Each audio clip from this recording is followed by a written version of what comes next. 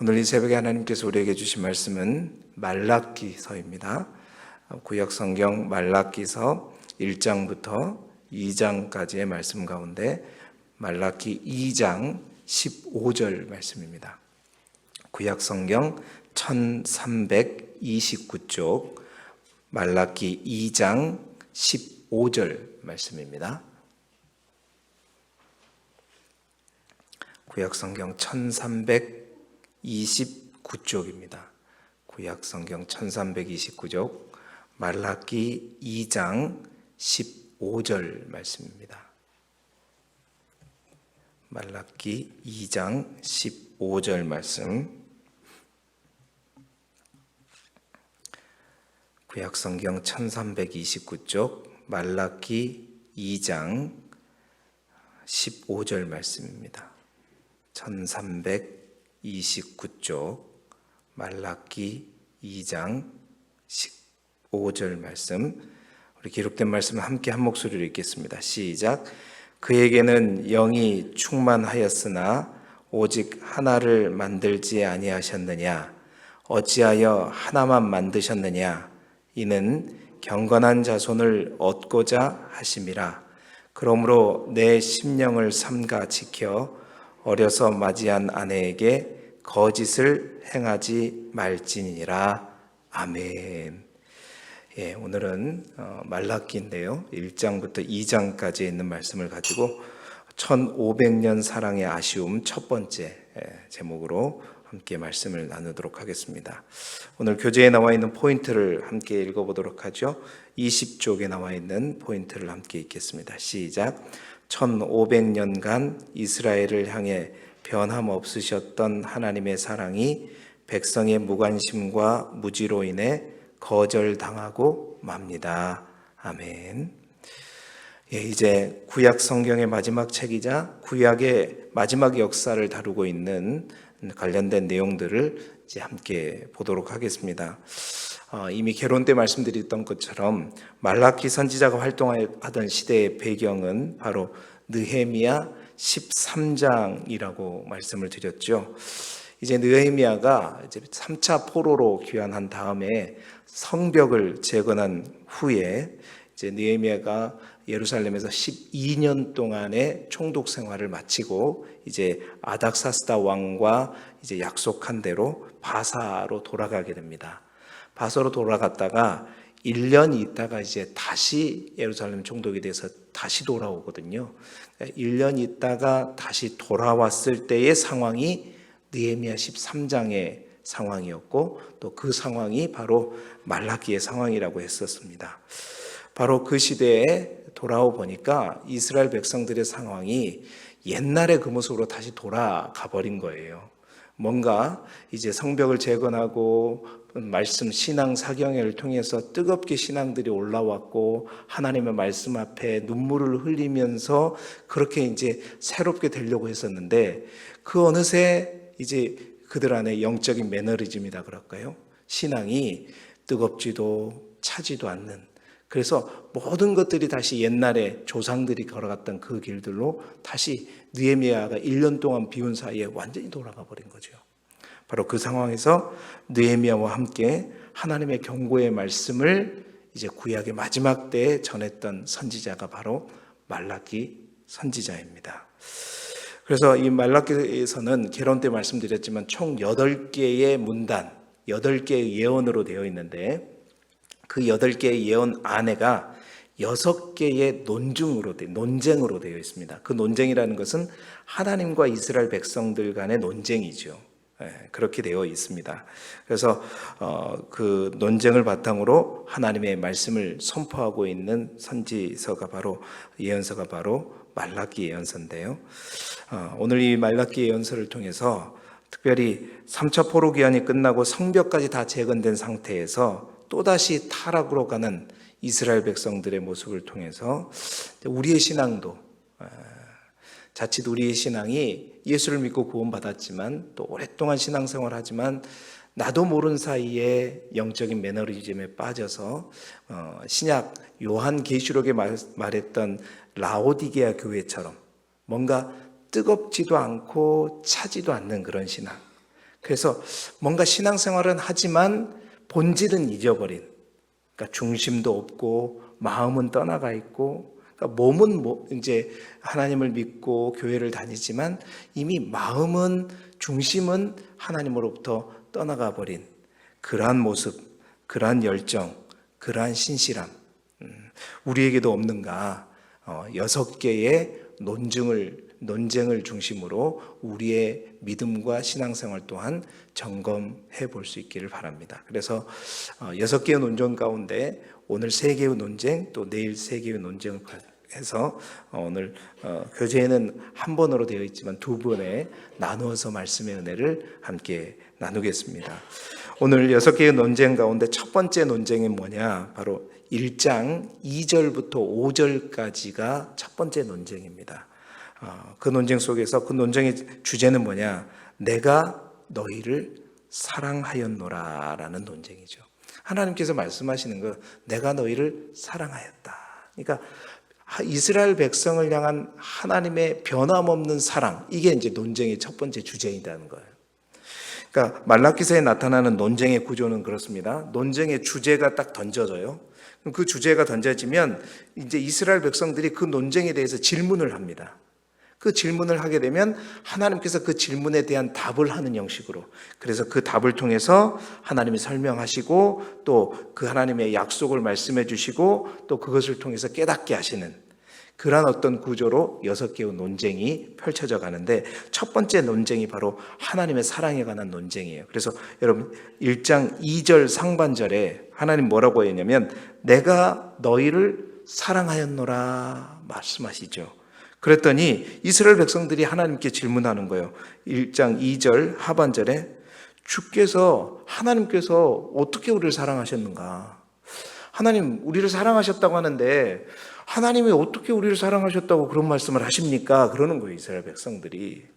자, 그러니까 하나님께서 사랑하셨다고 하는데 이스라엘 백성들의 반응은 냉소적인 거죠. 아닌 것 같은데요? 하나님 우리를 뭘 사랑하셔요? 사랑하지 않는 것 같아요. 그렇게 말하는 겁니다.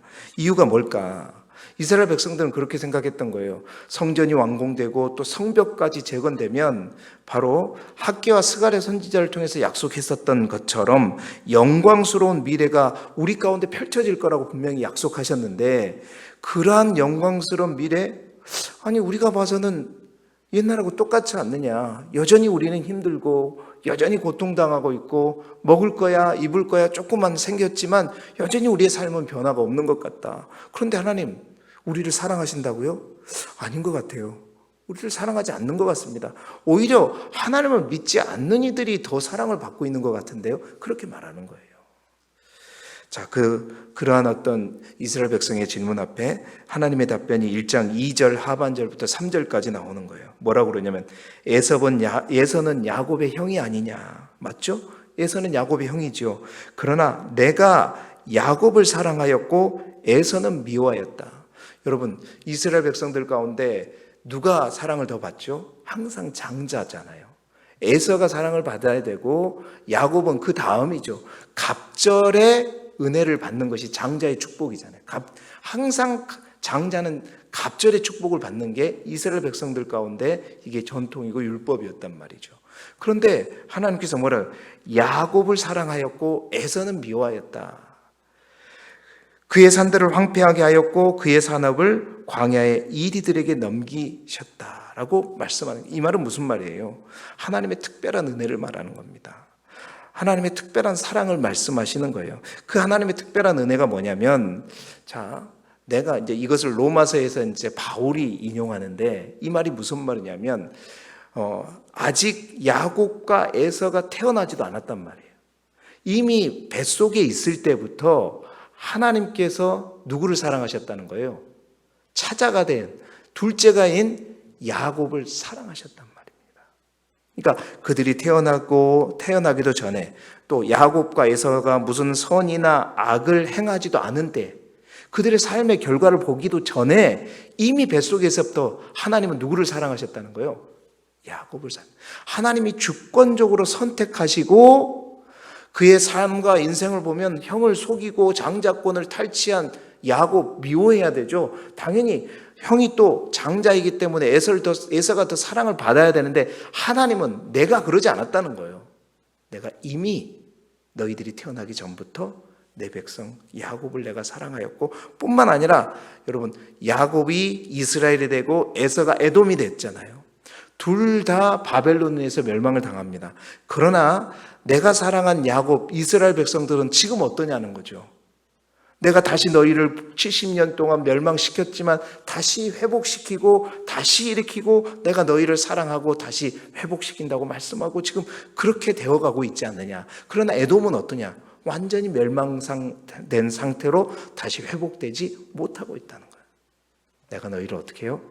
변함없이 사랑하고 있다. 이 말씀을 하고 있는 거예요. 하나님의 특별한 은혜를 베풀어 줬다는 거예요. 그런데 너희는 그러한 특별한 은혜를 생각하지 않고 지금 너희 자신들에게 없는 것만 생각하면서 나에게 따진다는 거죠.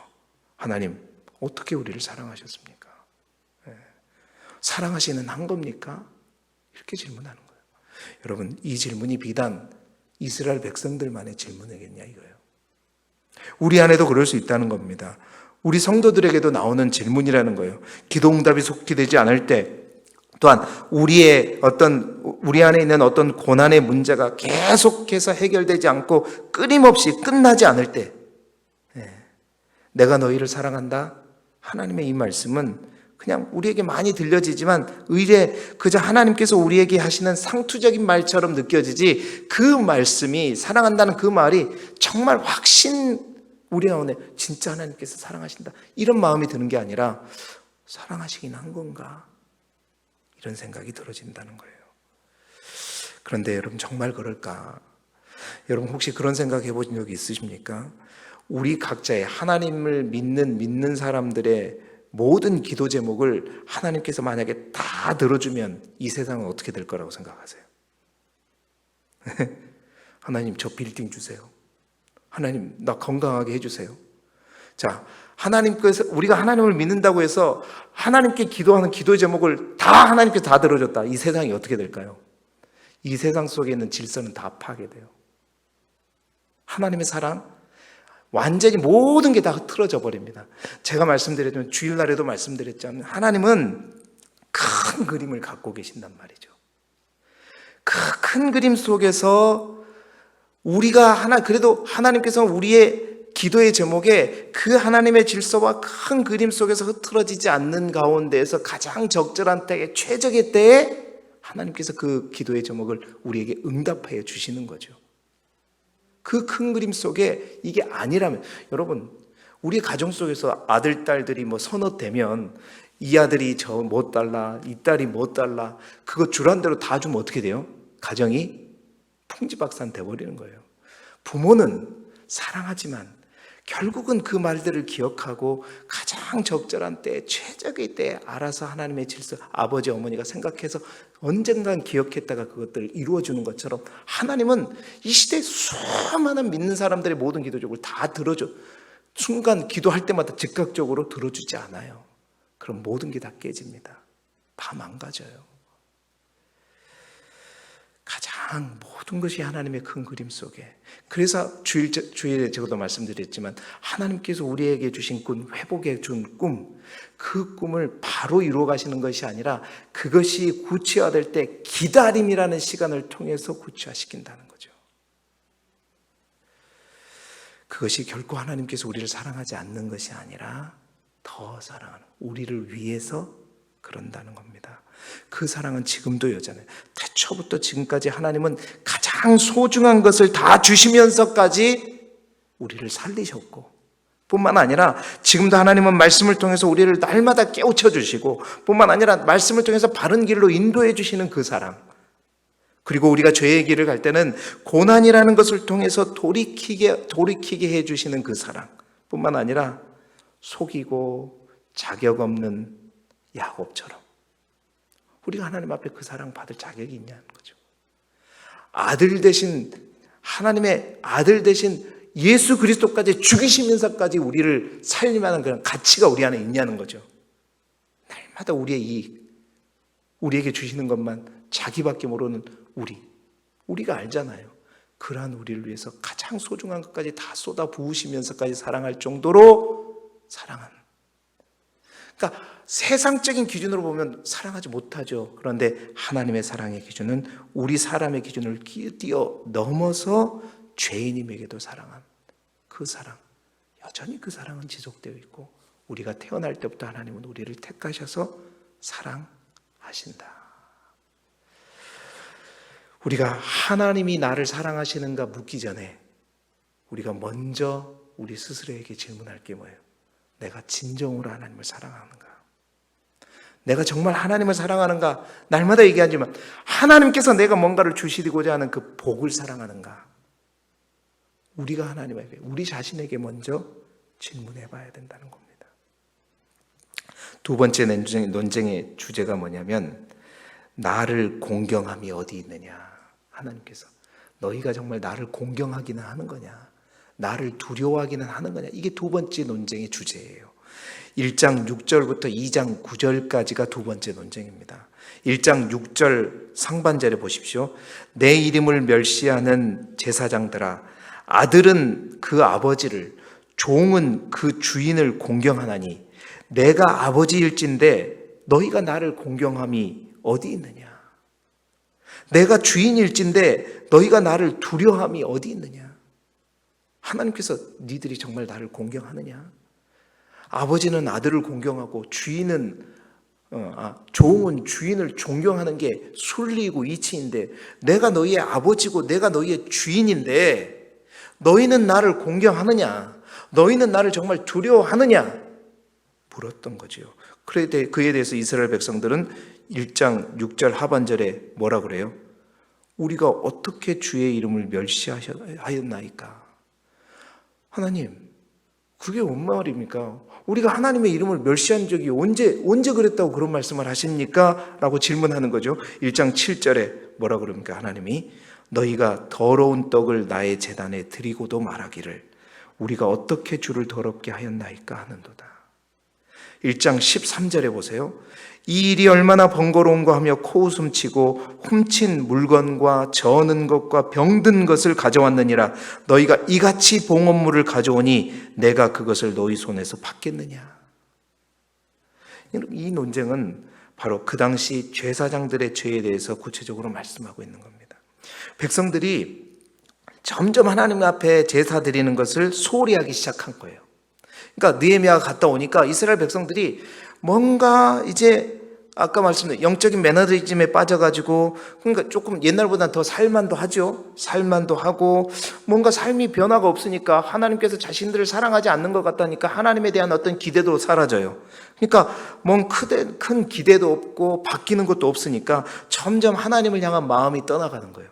떠나가고 겨우 제사할 때 몸만 가는 거죠. 마음은 딴 데가 있고. 그러다 보니까 제사를 제대로 드리지 않는 겁니다.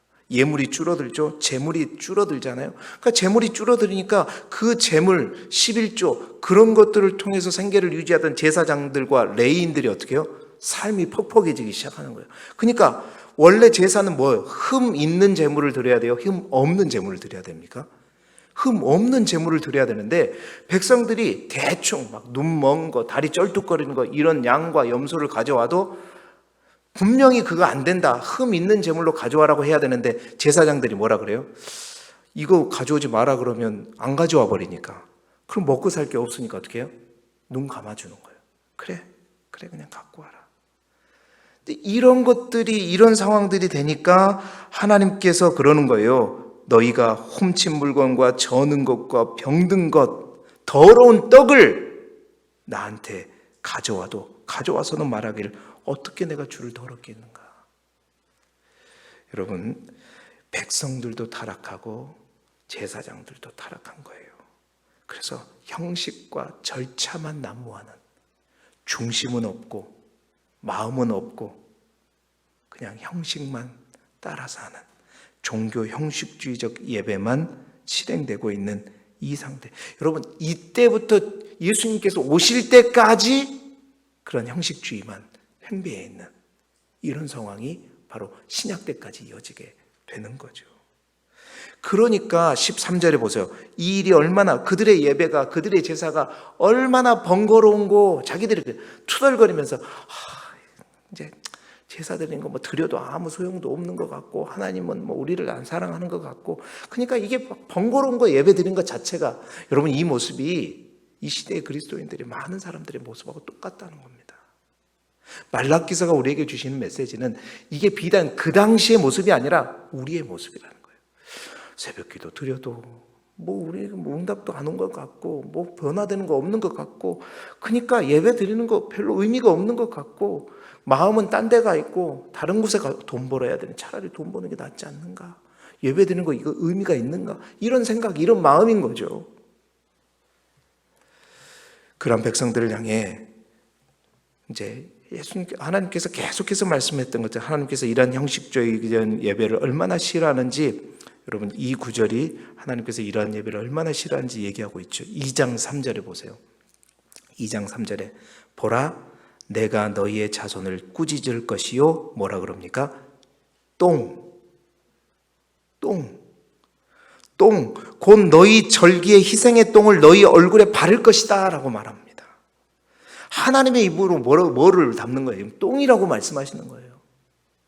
여러분 그러면서 이스라엘 백성들이 제사장들이 하나님의 백성들을 그렇게 제대로 말씀으로도 가르치지 않고 자기 멋대로 편한 대로 이스라엘 백성들을 가르치며 율법의 잣대를 재가면서 이러한 모습, 타락된 모습을 향해 하나님께서만 똥이라고 얘기하는 거예요. 너희가 나한테 준 거, 너희가 나한테 가져온 거, 아까 더러운 것, 저는 것, 눈먼 것 이런 것들을 하나님께서 똥으로 표현하는 거예요. 근데 그 똥을 내가 어떻게 너희에게 다시 발라버릴 것이다. 여러분 이게 굉장히 지저분한 말이지만 굉장히 두렵고 무서운 말씀입니다. 여러분 하나님께서 왜 흠 없는 예물을 드려라는 거죠? 그 이유가 무엇입니까? 왜 그래요? 누구를 위한 거죠? 우리가 레위기를 통해서 봤잖아요. 흠 없는 제물을 가져와야 흠 있는 우리의 죄를 안수를 하면서 그 죄가 누구에게 넘어가요?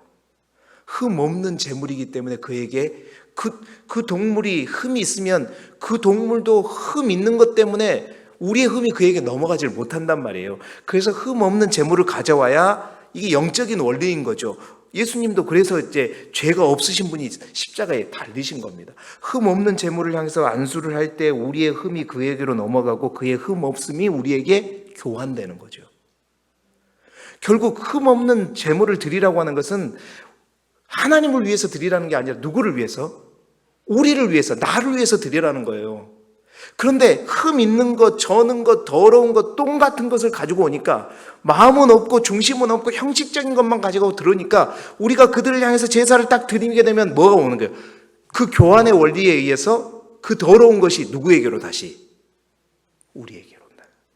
그 똥을 너희에게 발라버릴 것이다. 이 말이 그 말이에요. 굉장히 두려운 말입니다. 여러분 구약의 율법에 이 똥은 진박해서 반드시 불사르게 돼 있어요. 결국 똥을 바른다는 것은 진 밖으로 버려지게 될 것이다. 불태워지게 될 것이다. 굉장히 무서운 말이에요. 사랑하는 성도 여러분, 하나님께서 오늘 우리에게도 말씀하십니다. 나를 공경함에 있느냐? 정말 너희가 나를 두려움이 있느냐? 우리의 드리는 예배 중심을 물어보고 계시는 겁니다. 시간상 세 번째는 내일 나누도록 하겠습니다. 하나님께서 우리에게 진정 원하시는 건 뭐냐? 오늘 우리가 읽었던 말씀이 그거예요. 이제 세 번째 논쟁과 관련된 말씀인데 결국 하나님께서 우리에게 원하시는 것이 경건한 자들이라는 거예요. 경건하다는 것은 다른 게 아니라 하나님이 너희를 사랑한 만큼 우리가 하나님을 더욱더 사랑하고 또한 하나님을 공경하고 하나님을 두려워할 줄 아는 자. 나는 지금 경건한 자를 찾고 있다라고 말씀하시는 겁니다. 나는 하나님 앞에 경건한 사람이냐? 정말 경건이라고 하는 이름만 우리에게 붙어져 있지. 크리스찬이라고 하는 기독교인이라고 하는 이름만 붙어 있지. 그 경건의 능력을 내가 가지고 살아가고 있는가? 삶을 통해서 정말 하나님이 원하시는 그 경건의 삶을 살고 있는가? 오늘 이 말라기서를 통해서 우리의 믿음과 우리의 신앙을 다시 한번 점검해 보십시다. 우리의 마음을 드리는 자에게 하나님은 마음을 주시고, 최고의 것을, 최고의 헌신을, 가장 값진 것을 드리는 자에게 하나님은 가장 값지는 것으로 또한 갚으시는 분이세요. 그 하나님 앞에 오늘도 우리가 하나님이 기뻐하시는 삶의 모습으로 온전히 나아가셔서 하나님의 은혜가 여러분의 삶 가운데 충만하시기를 그리스도 예수 이름으로 축원합니다.